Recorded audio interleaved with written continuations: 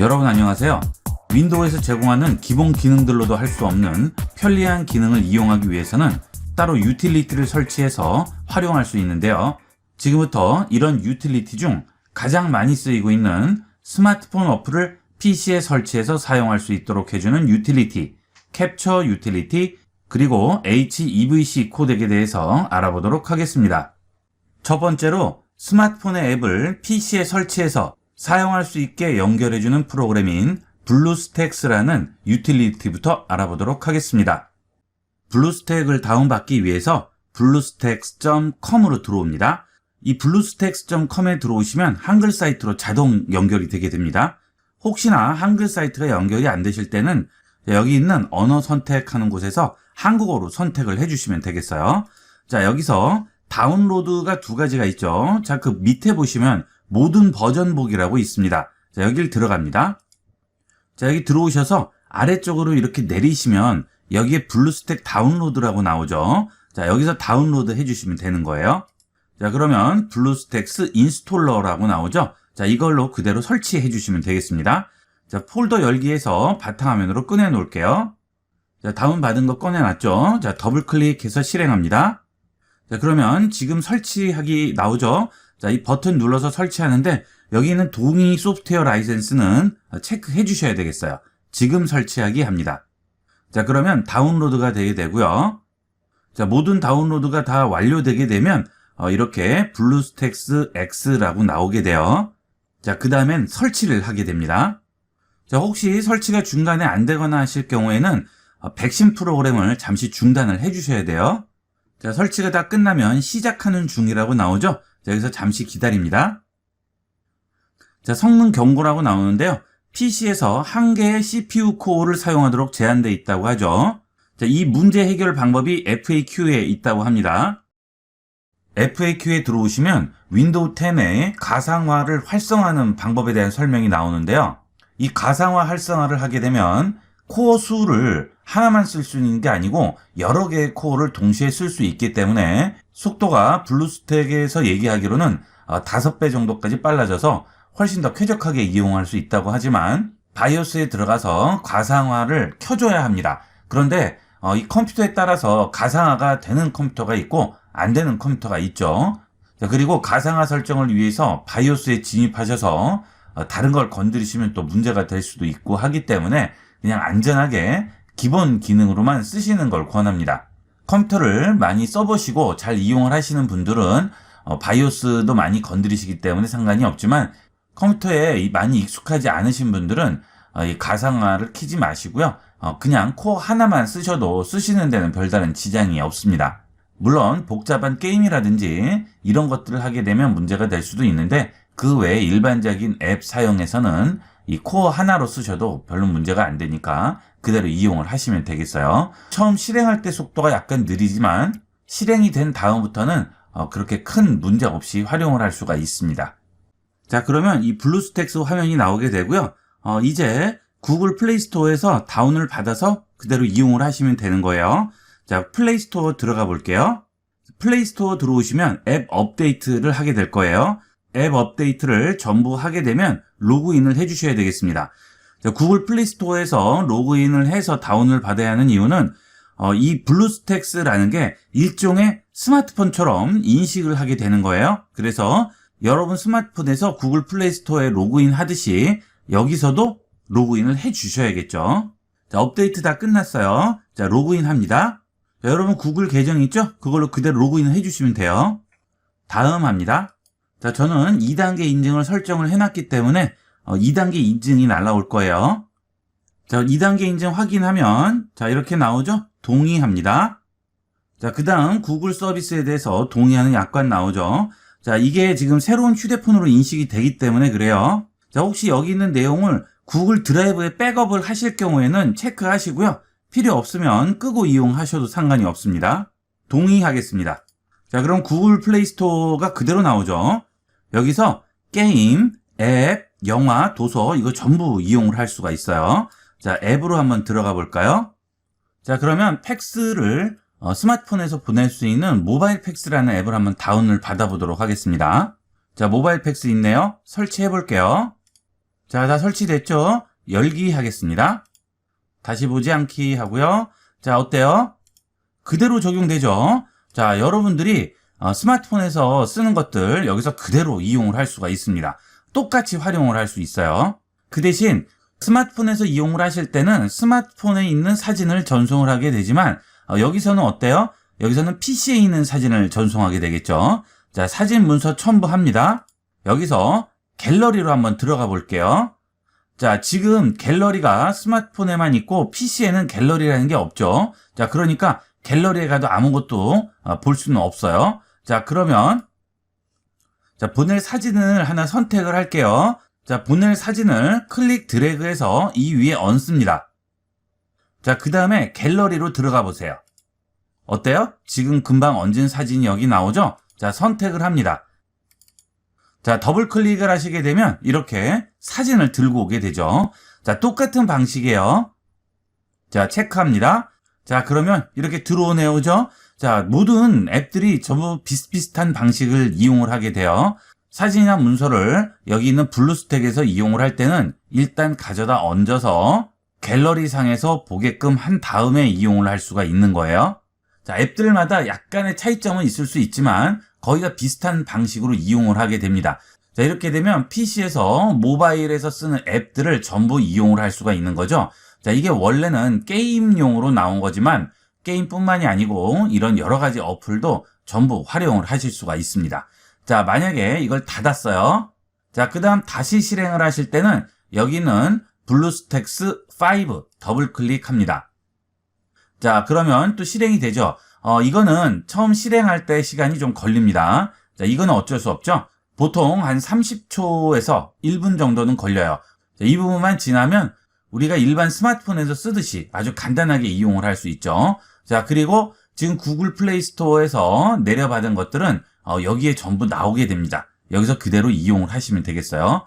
자, 여기 시스템 앱 들어가시면 설정 카메라 그대로 나오죠. PC 안에 스마트폰을 하나 심어놨다고 생각하시면 되겠습니다. 일종의 가상 머신이에요. 그래서 이 기능도 다 제공은 해요. 물론 웹캠 같은 게 설치되어 있어야 이 카메라 기능을 제공하게 되겠죠. 자, 이렇게 해서 PC에서도 스마트폰 앱을 자유자재로 활용하고 이용을 할 수가 있겠습니다.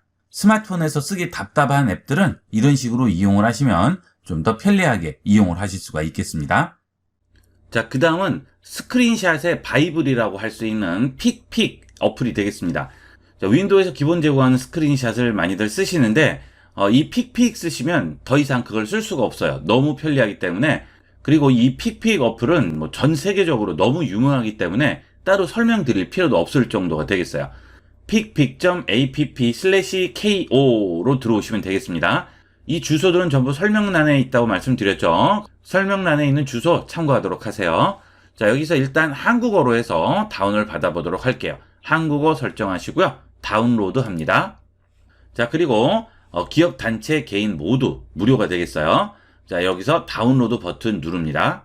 다운로드가 자동으로 되지 않으시면 여기라고 되어 있는 이 버튼 눌러주시면 돼요. 자, 다운로드 다 됐죠? 자, 열어볼게요.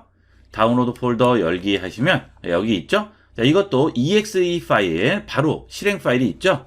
자, 바깥으로 꺼내 놓도록 할게요. 자, 이거는 설치를 해주셔야 돼요. 자, 더블 클릭해서 설치해 줍니다. 동의함 하시고요. 설치 위치 나오죠? 설치합니다. 마침 하겠습니다. 자, 금방 설치되죠? 자, 실행을 해볼게요. 자, 실행을 하셔도 아무 변화가 없죠? 자, 하단 작업 표시줄에 화살표 버튼 누르시게 되면 숨겨진 아이콘 중에 여기 픽픽이 나오게 됩니다. 자, 이 픽픽 눌러주시면 여러 가지 도구들이 나오게 되죠. 자, 여기서 옵션 들어갑니다. 자, 그러면 옵션 창이 열리고요. 아래쪽에 보시면 단축키라고 있죠. 자, 이 화면을 캡처하는 여러 가지 단축키들이 미리 지정이 돼 있어요. 그래서 전체 화면 캡처는 키보드에 프린트 스크린 누르면 되고, 활성화된 윈도우 캡처는 Alt 프린트 스크린, 윈도우 컨트롤 캡처는 컨트롤 프린트 스크린, 자동 스크롤 캡처는 컨트롤 프린트 스크린. 이렇게 지정이 되어 있는데 혹시나 단축키가 겹치거나 또는 불편하시면 Shift 컨트롤 Alt 중에 원하는 거 체크해 주시고요. 그 다음 프린트 스크린 부분도 다른 걸로 바꿔주시면 되겠습니다. 보시면 F1부터 F12까지 나오고요. 1, 2, 3, 4 숫자 나오고요. 그 다음에 알파벳 전부 나오죠. 없음도 있죠. 자, 이 중에서 원하는 걸 골라주시면 돼요. 자, 이렇게 단축키를 이용을 해서 캡처를 할 수도 있고요. 자, 그 다음 다시 들어가서 픽픽 눌러주시면 여기에 화면 캡처 도구라고 그래서 여기서 선택을 해서 캡처를 할 수도 있겠죠. 자, 편리한 걸로 이용을 하시면 되겠습니다. 자, 그리고 이 픽픽은 실행해서 이용을 하는 거기 때문에 자, 여기에 마우스를 얹고 클릭을 해서 종료해 주시게 되면 종료가 되겠죠. 자, 이 상태에서 픽픽 실행을 하시게 되면 실행 화면이 또 나오게 돼요. 자, 그러면 전체 화면 캡처가 지금 단축키가 다른 곳에서 사용 중이라고 나오죠. 윈도우에서는 키보드의 프린트 스크린을 누르게 되면 전체 화면 캡처가 되죠. 이 단축키가 중복이 되기 때문에 이렇게 나오는 거예요. 자, 그래서 이해를 해주시게 되면 여기 전체 화면 캡처만 다른 걸로 바꿀 수가 있죠. 자, 이것만 바꿔볼까요? 자, Alt키 누르고 F12 지정을 해볼게요. 자, 확인하겠습니다.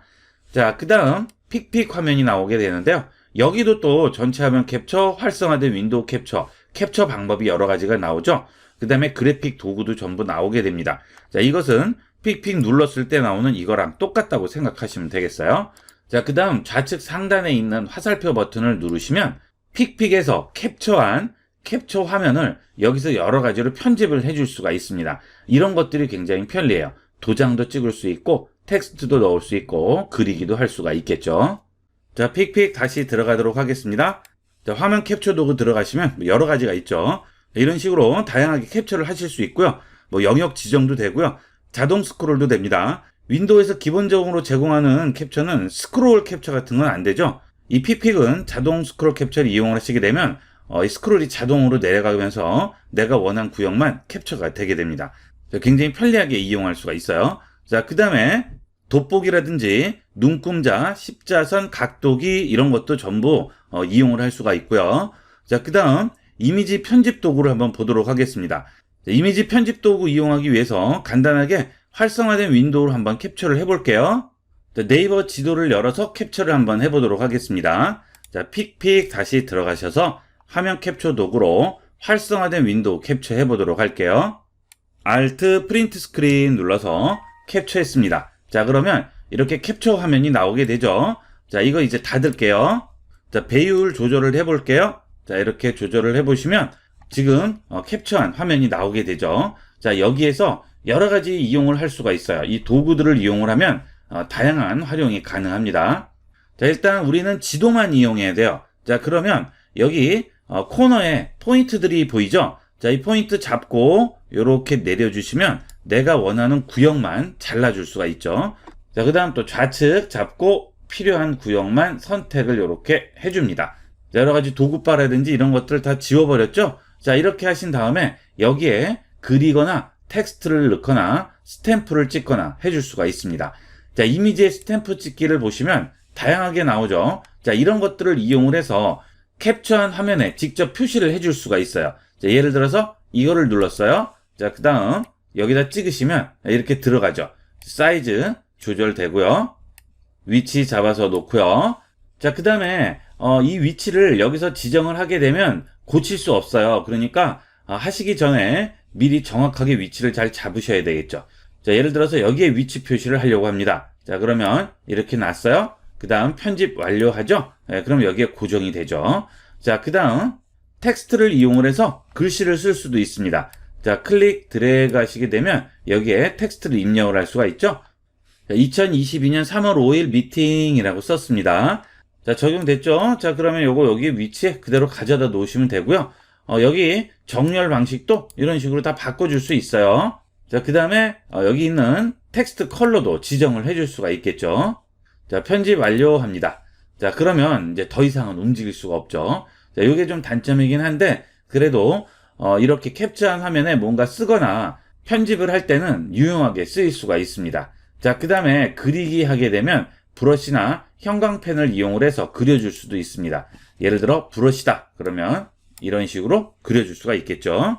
자, 그리고 크기도 다 바꿔줄 수 있고요. 컬러도 다 바꿔줄 수 있습니다. 자, 예를 들어서 이런 거 선택을 하고요. 굵기를 좀 굵게 바꿨어요. 자, 그 다음에 이런 식으로 표시를 했죠. 찾아오는 위치를 표시하겠다. 그럼 이렇게 해서 이런 식으로 표시를 해줄 수도 있고요. 자, 그 다음 또 선택을 이용해서 다양한 것도 할 수 있습니다. 자, 선택 누르시고요. 사각으로 선택한 다음 이 부분을 선택을 했어요. 자, 그렇게 되면 여러 가지가 나오게 되죠. 뭐 모자이크, 흐리게, 선명하게, 색 반전, 무채화 여러 가지 나옵니다. 이렇게 선택을 해주면 그 부분만 이런 식으로 만들어줄 수 있죠. 그래서 보여지면 안 되는 곳들은 이렇게 뭐 모자이크를 시킨다든지 또는 전체적으로 모자이크 시키고 내가 원하는 부분만 선명하게 만들어 준다든지 색 반전을 해준다든지 무채화, 밝기 대비를 조절해 준다든지 다양한 조절을 해줄 수 있습니다. 자, 그리고 여기 있는 기본 도형들이 있죠. 자, 이런 것들은 도형이기 때문에 이렇게 그리면 도형이 나오게 되고요. 자, 그리고 그 위에 보시면 플러스라고 나오죠. 자, 이거는 돋보기 기능이에요. 그래서 해당 부분에 클릭 드래그를 하시게 되면 이런 식으로 돋보기를 이용을 해서 그 부분만 확대해서 보일 수가 있어요. 자, 그러나 이거는 한번 그려버리면 안 되기 때문에 처음에 그리실 때 잘 선택을 해 주셔야 되겠죠. 자, 예를 들어서 이 부분을 확대를 하겠다 하면 클릭 드래그를 해서 그 부분을 잘 선택을 해 주셔야 되겠죠. 이렇게. 자, 움직여서도 보이면 좋은데 그건 안 돼요. 그러니까 그 위치를 잘 생각을 해서 선택을 해 주셔야 정확한 부분을 확대를 해 줄 수가 있습니다. 자, 그리고 뭔가 강조하고자 할 때는 이 하이라이트 기능을 이용해서 해당 부분만 강조를 해 줄 수도 있습니다. 이런 식으로 컬러도 지정할 수 있고 여러 가지 다 지정이 가능하죠. 그 다음에 텍스트를 추가할 수도 있네요. 자, 이 상태에서 워드로 가져가거나 엑셀, 그 다음에 파워포인트에 문서를 삽입을 할 수도 있습니다. 자, 바로 캡처해서 이런 작업들을 해서 워드나 엑셀, 파워포인트에 추가를 할 때는 아주 유용하게 쓰일 수가 있겠죠. 자, 그리고 그냥 파일로 저장하려면 파일 들어가셔서 여기서 저장 들어갑니다. 그러면 PNG, BMP, JPG, GIF, PDF 전부 저장이 가능하죠. 저장 방식도 굉장히 다양해요. 여러분이 원하신 대로 다양하게 저장해 주실 수가 있습니다.